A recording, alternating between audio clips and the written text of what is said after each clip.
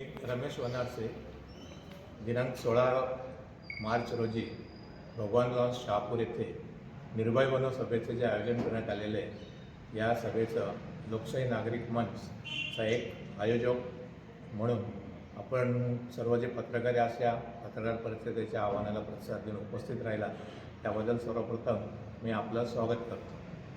आणि आजची पत्रकार परिषदेला सभेचं जे प्रस्तावना आहे त्याबद्दलची माहिती आपल्याला आपले ॲडव्होकेट विजय दिवाणे आपल्याला देतील. त्यानंतर आपल्याला काही प्रश्न विचारायचे असतील तर आपण ते प्रश्न विचारू शकतो. नमस्कार. देशमुक्त समाजासाठी आणि हुकुमशाहीच्या विरोधासाठी निर्भय बनोचं जे अभियान आहे हे महाराष्ट्रभर आदरणीय निखिल वागले, विश्वंभर चौधरी, कायदेतज्ञ असीम सरोदे आणि पहिल्यांदाच आपल्या शहापूरमध्ये उल्काताई महाजन येत आहेत. या चारही वक्त्यांचा नव्याने परिचय महाराष्ट्राला देण्याची कोणत्याही प्रकारची आवश्यकता नाही. तरी माणसं कोण आहेत तर यांचा कुठल्याही प्रकारच्या राजकीय कृतीशी जरी संबंध नसला तरी राजकारणामध्ये परिवर्तन आणावं, समाजामध्ये द्वेषमुक्त समाजाची निर्मिती व्हावी, अभिव्यक्ती स्वातंत्र्याचा पुरस्कार व्हावा आणि संविधानाचं जे महत्त्व आहे हे जनमानसामध्ये अधोरेखित करावं, या गोष्टींसाठी निर्भय बनोच्या सभा महाराष्ट्रामध्ये होत आहे. याच अनुषंगाने आपली एक सभा शहापूरमध्ये लोकशाही नागरिक मंचच्या वतीनं होत आहे. लोकशाही नागरिक मंच शहापूर तालुका आहे, याची स्थापना केव्हा झाली आणि तुम्ही त्याच्यामध्ये कोण कोण आहात? लोकशाही नागरिक मंच हा शहापूरमधल्या प्रत्येक वंचित घटकाचा, कष्टकरी वर्गाचा, शेतकरी वर्गाचा हा मंच आहे. याच्यामध्ये याची स्थापना या कार्यक्रमाच्या अनुषंगाने केलेली आहे. खरं तर सर्व शहरांमध्ये जेव्हा निर्भय बनोचे कार्यक्रम झाले ते कोणत्याही एका बॅनरखाली न घेता लोकशाहीवादी, संविधानवादी अशा बॅनरखाली घ्यावेत अशा संकल्पना पुढे आल्या. म्हणून आपण शहापूरमधल्या या बॅनरचं जे नाव आहे हे लोकशाही नागरिक विचार मंच असं दिलेलं आहे. आम्हाला याच्यामध्ये असं म्हणायचं आहे की लोकशाही मानणाऱ्या प्रत्येकाचा हा मंच आहे. ठीक आहे, आपण बोलले होते का पक्षविरहित असेल हा कार्यक्रम, तर इथं आज दिसण्यात आलं का सर्व पक्षीयच मंडळी इथं दिसत होती, त्यावर काय आपलं म्हणणं आहे? हे लोकशाही प्रेमी लोक आहेत. जरी ते राजकारणामध्ये जरी असले तरी त्यांचा लोकशाहीवर विश्वास आहे, हुकुमशाहीवर विश्वास नाही आणि संविधान प्रेमी आहे. ही जी आज परिस्थिती जी आहे देशामधली ती लोकशाहीला धोक्यात आणणारी आणि संविधानाला धोक्यात आणणारी अशी सध्याचं सरकार वागत आहे. त्यामुळे जे कोणी असतील, मग ते राजकीय पक्षात असो, सामाजिक क्षेत्रात असो, सहकार क्षेत्रात असो, कुठल्याही क्षेत्रात असो, जे लोकशाहीला मानणारे आहेत आणि संविधानाला मानणारे आहेत त्यांचा सहभाग आणि सहकार्य हे आम्हाला अपेक्षित आहे. त्यानुसार ते स्वतःहून आलेले आहेत. आतापर्यंत निर्भय बनोचे जे सभा झालेले आहेत किंवा कार्यक्रम झाले असतील ते शहरी भागातच झालेले आहेत. पहिल्यांदाच मला वाटतं की आपल्या शहापूरसारख्या ग्रामीण भागामध्ये होतो. नक्की हेतू कोणता आहे? लोकांचं सामाजिक आणि राजकीय प्रबोधन करणं हा त्यामागचा हेतू आहे. खरं तर शहरामध्ये कार्यक्रम घेणं अतिशय त्या मानाने सोपं असतं.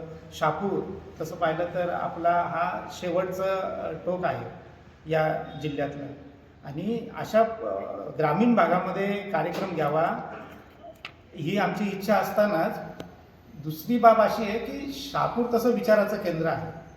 शहापूरला वैचारिक वारसा आहे. हा वैचारिक वारसा जपण्याचं काम देखील या कार्यक्रमाच्या निमित्ताने आपण करतो. आत्ता आपण निर्भय बनोची जी सभा करत आहोत ती म्हणजे मोदींच्या विरोधातलीच सभा असते समजतोय. ही जी सभा आहे ही कुठल्याही व्यक्तीच्या विरोधातली सभा नाही आहे. ही सभा विचारधारेच्या विरोधातली आहे. या समाजामध्ये द्वेष पेरणाऱ्या, धार्मिक द्वेष असू दे, सामाजिक द्वेष असू दे, अभिव्यक्ती स्वातंत्र्याचा गळा दाबणारा जी लोक आहेत त्यांच्या विरोधातली ही सभा आहे. ही सभा कुठल्याही एका व्यक्तीच्या विरोधातली नाही. ही सभा द्वेषपूर्ण विचार मांडणाऱ्या प्रवृत्तीच्या विरोधातली सभा आहे. आतापर्यंत निर्भय बनोच्या जेवढ्या सभा झालेल्या आहेत त्या ज्यांना ते नको आहेत त्यांनी आतापर्यंत उधळून लावण्याचा प्रयत्न केलेला आहे. आपली ही सभासुद्धा अशाच प्रकारे जर उधळून लावण्याचा प्रयत्न झाला तर तुम्ही काय कराल किंवा त्यासाठी तुम्ही काही उपाययोजना केल्या आहेत का? शहापूरचं राजकीय वातावरण जर बघितलं तर इथे वैचारिक मतभेद आहेत, पण वैचारिक मनभेद नाही आहेत, व्यक्तिगत मनभेद नाही आहेत. त्यामुळे आतापर्यंत शहापूरच्या राजकीय इतिहासामध्ये वेगवेगळ्या पक्षांचे वेगवेगळ्या विचारधारेचे जरी माणसं असले तरी अशा प्रकारचे प्रसंग कधी आलेले नाहीत. राजकीय स्टेज व्यतिरिक्त इतर ठिकाणी सर्व वेळेला सर्वपक्षीय कार्यकर्ते नेते हे मिळून मिसळून वागत असतात, राहत असतात. त्यामुळे अशा प्रकारचं गालबोट लावण्याचं सभेला काम इथला कुठली विरोधी शक्ती करतील अशी आम्हाला अपेक्षा नाही आणि तसं होईल असं आम्हाला वाटत नाही. आणि तसंच जर झालंच तर पोलीस त्यांची व्यवस्था, त्यांचं कर्तव्य ते पार पाडतील. निर्भय होण्याच्या ज्या सभा आहेत आत्ताच्या ज्या सर्वीकडे होत आहेत त्या आत्ताची जी सत्ता आहे त्याच्या विरोधातलीच निर्भयाची जी सभा दिसतात. म्हणजे शहापूर किंवा भिवंडी लोकसभेच्या याच्यामध्ये जो इंडिया आघाडीचा जो उमेदवार असेल त्यालाच ही मदत करण्यासाठी म्हणजे त्याच्याच याच्यासाठी असू शकते का?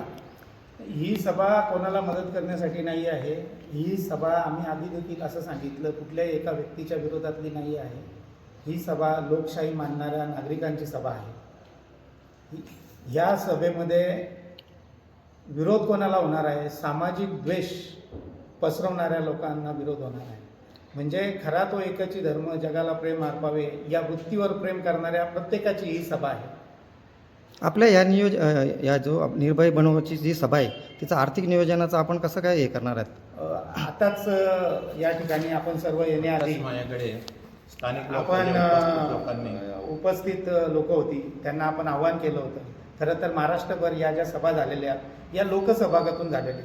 कोणी 500 रुपये, 1000 रुपये, 2000 रुपये देऊन असं आपण सभेचं नियोजन करतोय. यासाठी आम्ही एक विभागीय दौरा करणार आहोत.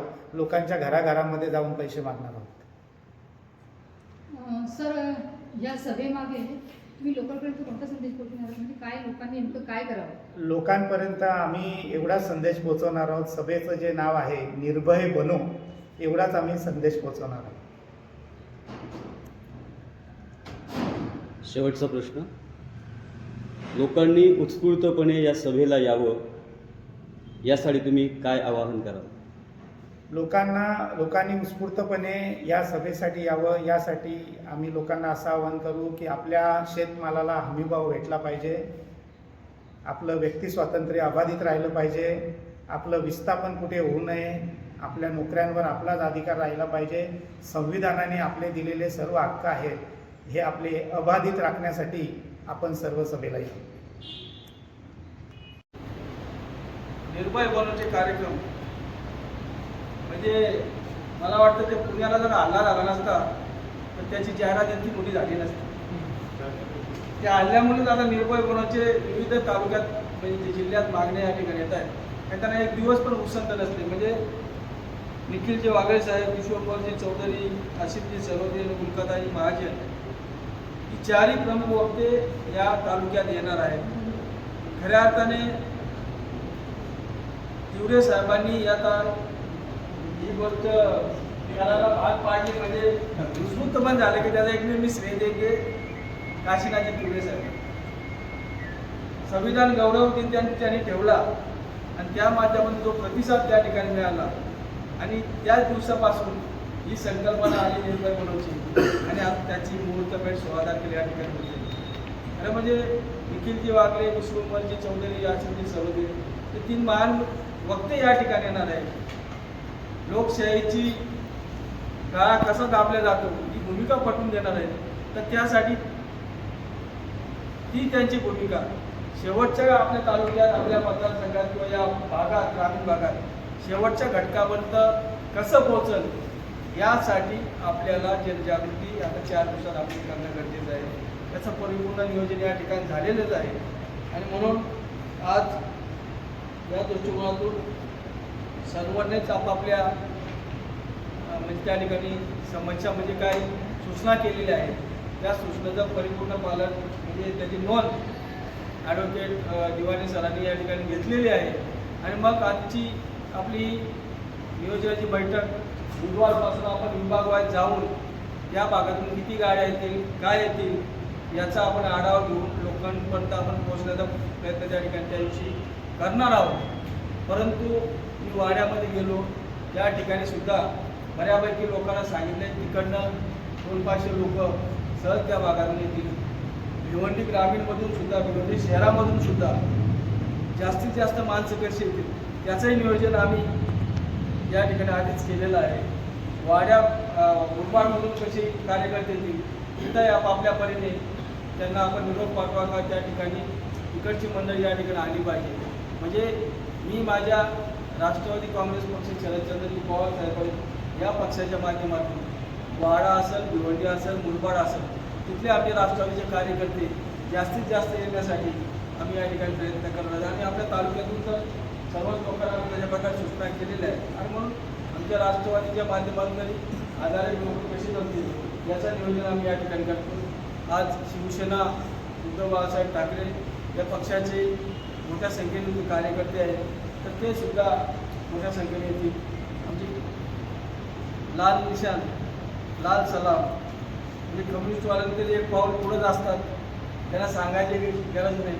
तर त्यांनी एक बॅनरच लावला आता इथं पंचायत गेलं लावल्यामुळे रस्त्यावरचे गेले तोडला नाही आता तोडणार लोकांची मनं नाही तोडू शकत बॅनर तोडतील. आणि म्हणून तुम्ही जोरात आहे. आमच्या आगरी सेना नारायण मामा आहेत. खरं म्हणजे नारायण मामा अनेक वर्षापासून राजाराम साहेबांच्या माध्यमातून किल्ला त्या ठिकाणी लढवतात आणि त्यांच्याकडे सुद्धा संघटनात मोठी संघटना आहे आणि कार्यकर्ते बऱ्यापैकी आजूबाजूला आपल्याकडे कार्यकर्ते आहेत ते सुद्धा येथील काँग्रेसची मंडळी या ठिकाणी आहेत, वंचितची काही मंडळी आहेत आणि ज्यांचा पक्षाशी संबंध नाही, ज्यांचा कोणा संबंध नाही, त्यांना हे 10 वर्षाचा देश पुढच्या मार्गात चालला आहे हे पटत नाही. अशी लोक, शिकलेली लोक, सुशिक्षित लोक किंवा रिटायर झालेली लोक ते त्या ठिकाणी उपस्थित राहणार आहे. यासाठी मागाशी मी सूचना केली आहे की हा एक पक्षविरहित आपल्याला कार्यक्रम करायचा. तुझ्या पक्षाला लालबोट नाही लावला, आपल्याला हा कार्यक्रम यशस्वी करायचा आहे. त्यासाठी संरक्षण कसं असावं, काय कसं असावं पूर्ण नियोजन या ठिकाणी झालेलं आहे.